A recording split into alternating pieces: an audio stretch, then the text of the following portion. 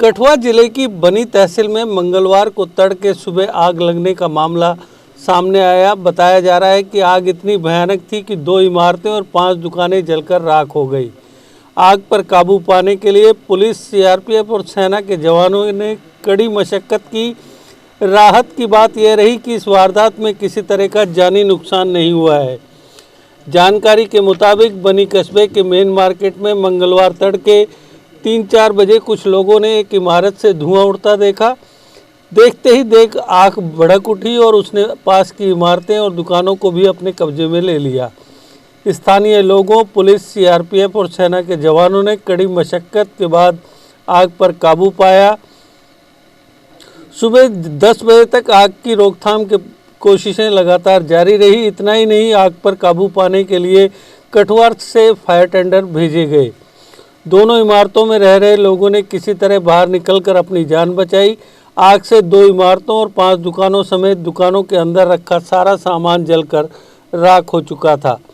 आग लगने का कारण शॉर्ट सर्किट बताया जा रहा है। लोगों का मानना है कि अगर मौके पर फायर ब्रिगेड की कोई गाड़ी मौजूद होती तो शायद इतना नुकसान ना होता। बाद में मौका वारदात पर पहुंचे डीसी कठुआ राहुल पांडे और एसएसपी कठुआ आरसी कोतवाल ने घटनास्थल का जायजा लिया। इस दौरान घटनास्थल पर एडीसी बसोली अजीत सिंह, एसडीपीओ बसोली साजिया मीर भी मौजूद रहीं। घटनास्थल का जायजा लेने के बाद जिन लोगों का दुकान में सामान जल गया उनको फिलहाल 10-10 हज़ार रुपये की रकम डिस्ट्रिक्ट एडमिनिस्ट्रेशन की ओर से दी गई। डीसी कठुआ ने मीडिया से बात करते हुए कहा कि तहसीलदार बनी को इंस्ट्रक्शंस दिए गए हैं। आग लगने से कितना नुकसान हुआ है उसका जायजा लिया जाए, जिसके बाद जो भी मदद संभव होगी वह एडमिनिस्ट्रेशन की ओर से मुहैया करवाई जाएगी। ये तीनों लोगों का ये तहसीलदार साहब दे देंगे, अभी संभवतः यहाँ नहीं है। हाँ, लेकिन जैसा मैंने कहा, जिन लोगों को हमने दिया भी है और इन लोगों का भी अभी रेवेन्यू आकलन कर लेगा। उसके अलावा भी जो सहायता की आवश्यकता होगी हमें बता देंगे। जिसका जो भी नुकसान हुआ है ना, उसके सापेक्ष सहायता पूरी की जाएगी।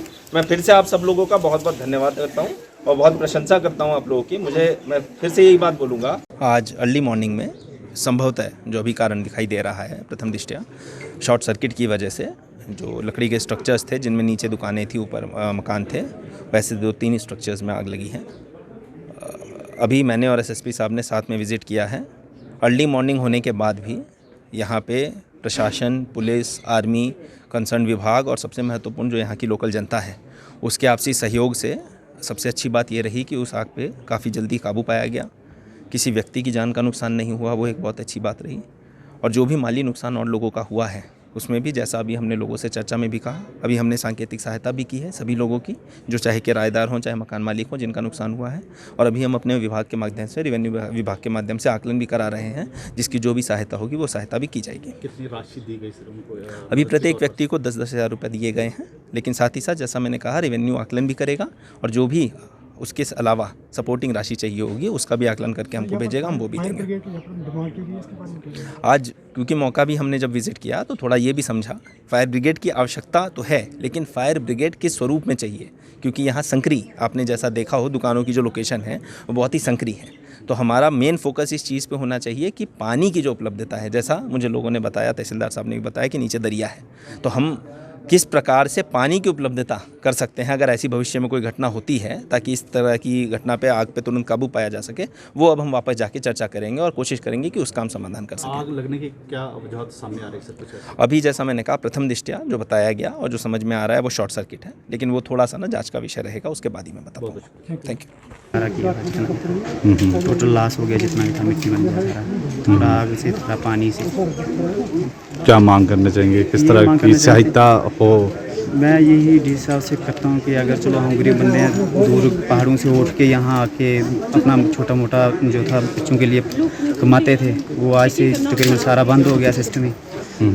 ये सारा जितना भी था अपने लेवल पे किया था, हमारा मोटा जितना सारा लॉस हो गया जितना भी। Deshbhagat university Punjab courses offered PhD, post graduate, under graduate, PG diploma, diploma certificate.